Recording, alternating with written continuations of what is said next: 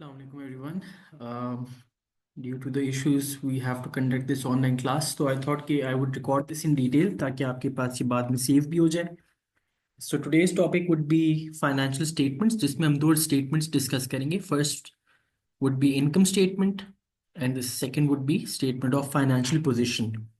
तो business studies में basic idea होना चाहिए कि format क्या है, format ऐसा क्यों है, and then you should also be able to identify कि कौन सी चीज़ कहाँ पे एग्जिस्ट करेगी. ठीक है, तो we'll go over the formats, we'll go over the uses और ये डिस्कस करेंगे कि दोनों स्टेटमेंट्स जो हैं वो किस पर्पस के लिए बन रही होती हैं.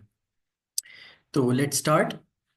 Financial statements are the reports that provide the detail of the entity's financial information, including assets, liabilities, equity, income, expenses. Basically, जो main 5 categories हैं, उनकी presentation होती है दोनों statements में. सही है. तो first one is income statement. Income statement में आपका जो मेन टारगेट होता है that is to assess the performance of the company over usually a year, financial year, पूरे 12 महीने जो होते हैं. तो आप अपनी परफॉर्मेंस को जज करना चाह रहे होते हैं. ठीक है. In order to do that we prepare income statement. Income statement will allow you to identify your weak and strong areas and basically बाकी चीज़ अकाउंटिंग से रिलेट करती है कि इनकम स्टेटमेंट में बस आपको ये पता होना चाहिए कि you are only concern with your incomes and expenses, क्योंकि इसमें आपने अपने प्रॉफिट्स या लॉसेस के बारे में फिगर आउट करना होता है.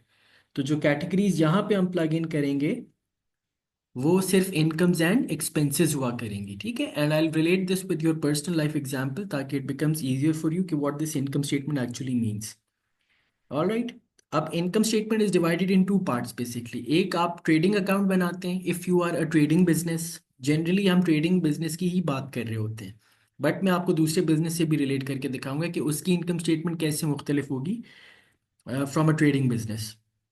तो ट्रेडिंग अकाउंट बनाते हैं and the purpose of trading account is just to calculate the profit और loss earned from trading activity only. तो सिर्फ हम ट्रेडिंग की बात कर रहे होंगे.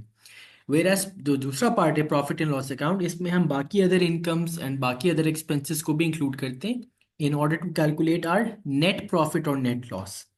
ठीक है. So let's move towards your income statement का फॉर्मेट. तो यू शुड नो कि कैटेगरीज क्या है. सही है. तो we start for a trading business, हम स्टार्ट करते हैं अपनी इनकम स्टेटमेंट. हमारी main source of income that is sales revenue. जो चीज़ आप जिस चीज़ का बिजनेस कर रहे होते हैं व्हेन यू सेल दैट, तो it basically is your income by the name of sales और रेवेन्यू और सेल्स रेवेन्यू. सही है. समटाइम्स ये होते हैं जी आपने सेल्स किए हैं, उसमें से कुछ वापस आपको रिटर्न हो गई हैं, मे बी गलत भेज दी थी, मे बी फॉल्टी थी फॉर एग्जांपल. ठीक है. तो अगर आपको सेल्स रिटर्न होंगी तो हम वो सब्ट्रैक्ट कर देंगे, but this is more towards accounting. ठीक है. इसमें आपने ये पता होना चाहिए बस सेल्स से हम स्टार्ट कर रहे होते हैं अपना. सही है. Then we get our net sales. Net sales कब आएंगी? जब आप सेल्स में से सेल्स रिटर्न माइनस करेंगे. जरूरी नहीं आपको, जनरली बिजनेस में होता नहीं है सेल्स रिटर्न आपको नजर आए. तो your sales revenue is your net sales then. ठीक है. सेल्स में से हम कॉस्ट ऑफ सेल्स माइनस करना चाह रहे होते हैं. तो we are only concern with those cost जो आपने सेल्स पे इनकर की हैं. और ये जो ग्रॉस प्रॉफिट या ग्रॉस लॉस आपको नजर में आ रहा है, जनरली इट्स अ प्रॉफिट. यहाँ सेल्स से लेके ग्रॉस प्रॉफिट तक का section is your trading account, क्योंकि इसमें हम क्या कर रहे हैं? Sales minus cost of sales. सही है. तो आपके पास सेल्स का फिगर है, आपने ये देखा आप उन सेल्स पे आपने कॉस्ट कितनी इनकर की है. तो generally it's a gross profit क्योंकि sales are greater than your cost of sales. ठीक है. बट रेयर केस है कि आपकी कॉस्ट ऑफ सेल्स एक्सीड कर जाए सेल्स रेवेन्यू से, तो फिर ग्रॉस लॉस कहलाएगा. But for now we are assuming कि ग्रॉस प्रॉफिट ही होता है सबको. सही है. तो ये आपका ट्रेडिंग था सेक्शन, क्योंकि इसमें we are only concern with the trading activity, sales less cost of sales. फिर if the business is earning any other income, for example कहीं से कमीशन रिसीव कर रहा है, कहीं से उसने रेंट आउट की हुई है बिल्डिंग, वहां से कमा रहा है, तो बाकी अदर इनकम्स आप ऐड करेंगे अपने ग्रॉस प्रॉफिट में. ठीक है. और जितने भी बाकी एक्सपेंसेस हैं आपके, फॉर एग्जांपल आप वेजेस एंड सैलरीज दे रहे हैं, बिजली का बिल है, गैस का बिल है, रिपेयर्स हैं, एटसेट्रा, ये एक्सपेंसेस आपने माइनस करने हैं. एक्सपेंसेस मींस खर्चे, राइट. तो आप इसमें से एक्सपेंसेस माइनस करेंगे, then you will end up with operating profit. अब operating profit is the profit that is before interest and tax. ठीक है. इसमें से अभी इंटरेस्ट और टैक्स माइनस नहीं हुआ होता. तो अगर तो आपको ये इन्फॉर्मेशन गिवन है इंटरेस्ट और टैक्स की, तो फिर हम इंटरेस्ट और टैक्स भी माइनस करते हैं in order to get to our net profit और net loss. Again net profit कब होगा? जब आपकी incomes would be greater than your expenses. और नेट लॉस तब होगा जब आपकी, it's the other way around, expenses exceed the incomes. ठीक है। तो अकाउंटिंग में इसकी और डिटेल होती है, तो जो स्टूडेंट्स अकाउंटिंग के हैं दे मस्ट बी नोइंग कि ये तो बहुत बेसिक्स ये इनकम स्टेटमेंट है। But for the purpose of business studies this is all that you need. ठीक है। तो you need to understand the format, कि ये फॉर्मेट ऐसा क्यों बना हुआ है। सही है। तो ग्रॉस प्रॉफिट तक सेक्शन जो था वो ट्रेडिंग था, एंड आफ्टर ग्रॉस प्रॉफिट यानी अगर अदर इनकम्स हैं, अदर इनकम्स हो सकता है ना हो, but other expenses, operating expenses जरूर होंगे। सही है ना? तो दैट इज अ मस्ट। तो वहां से लेके नेट प्रॉफिट तक आपका जो सेक्शन है that is profit and loss section. इसीलिए इनकम स्टेटमेंट को हम trading and profit and loss account भी कहते हैं, क्योंकि ये दोनों सेक्शन इसमें इंक्लूड किए जाते हैं। पर्पस क्या होता है जी? फाइनल फिगर जो आपका होता है वो आपको बताते हैं कि how well did you perform. Maybe you can compare it with last year या maybe with competitors to get a better understanding कि आपने कैसा परफॉर्म किया था। ठीक है। So this is your income statement. Then let's move to the next one. इसको भी बहुत बेसिक करके आपको बताना है। Statement of financial position.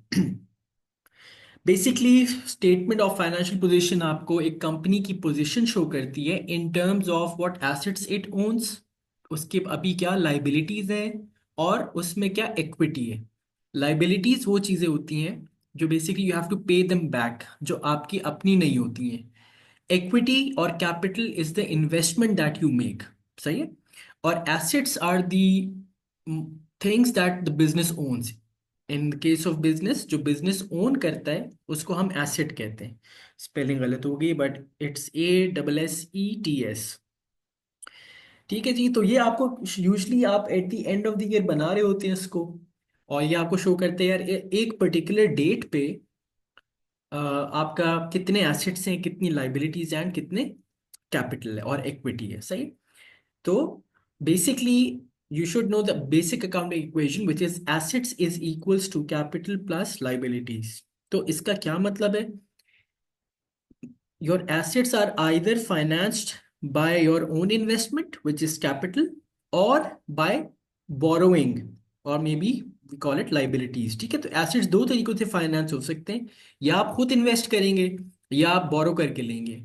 बोरो करने का मतलब ये है कि या तो आप लोन लेके वो चीज़ खरीदेंगे या आप क्रेडिट पे बाय करेंगे। ठीक है। क्रेडिट पे बाय करने का मतलब ये होता है कि आपने चीज़ तो खरीद ली है बट अभी पैसे बाद में पेमेंट करनी है।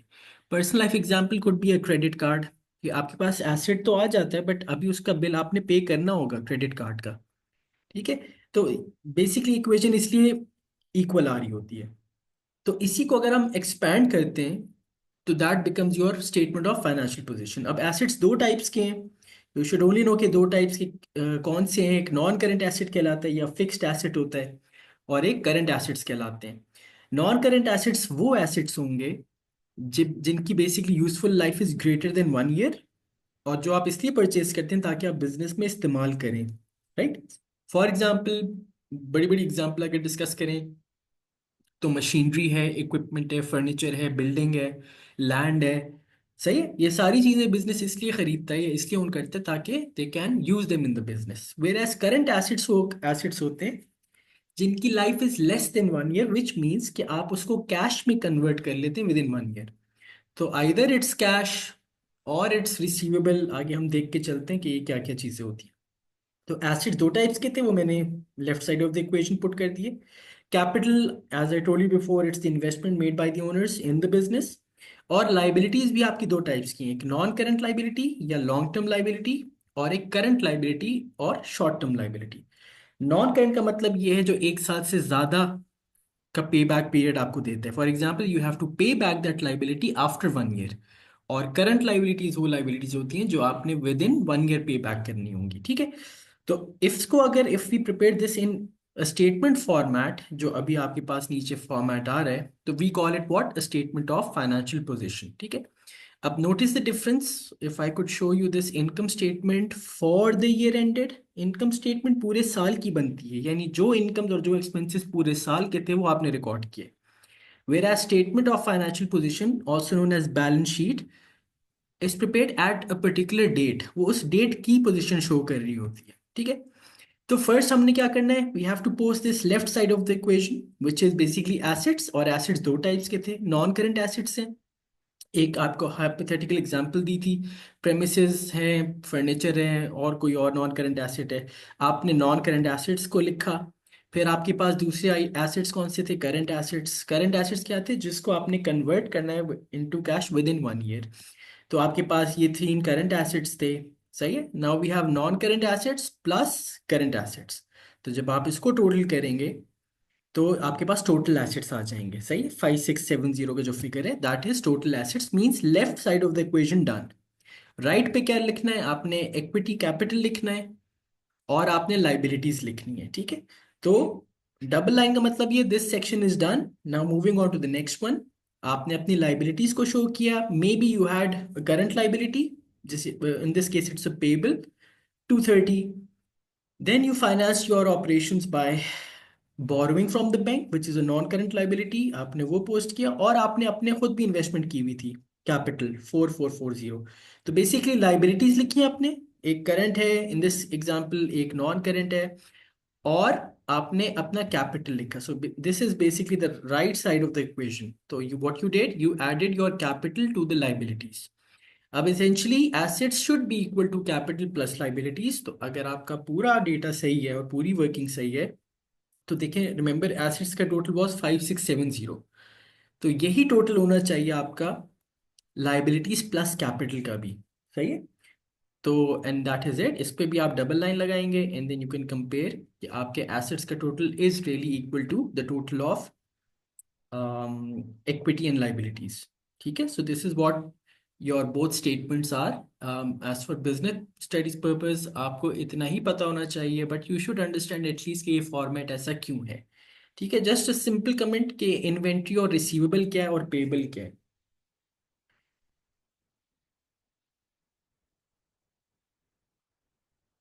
सर वालेकुम सलाम।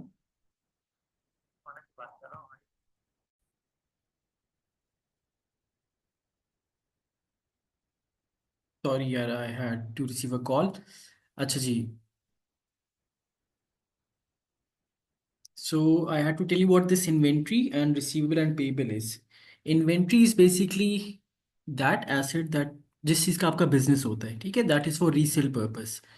तो remember we have to convert this inventory into cash. कभी भी कोई बिजनेसमैन ये नहीं कहता कि यार 1 साल के बाद मेरी इन्वेंट्री बिके। तो you try to attempt in order to convert this into cash within 1 year, and that makes inventory a current asset. और रिसीवेबल वो होते हैं जिनको आप क्रेडिट पे सेल करते हैं, यानी इमेजिन करें आपने किसी को क्रेडिट पे सेल किया, यानी आपने चीज़ बेच तो दी है, now you have to receive money from them. तो obviously you will not give him more than 1 year. तो आपकी कोशिश होती है within 20 days 30 days max for example. तो you have to receive your money from receivables within 1 year. तो receivable आपका current asset होता है। Similarly if you buy on credit, जैसे हम ट्रेड पेबल्स की बात करते हैं, तो फिर in that case you have to pay your liability which is a payable within 1 year. तो that makes a trade payable a current liability, ठीक है। और कोई बैंक से अगर आपने बड़ा लोन लिया है फॉर एग्जांपल, तो it could be 3 years 5 years 15 years depending, that makes it non current liability, ठीक है। सो ये दो स्टेटमेंट्स हैं, make sure you know the format और इनका पर्पस समझ में आना चाहिए। तो I hope you get this now. See you soon, खुदा हाफिज।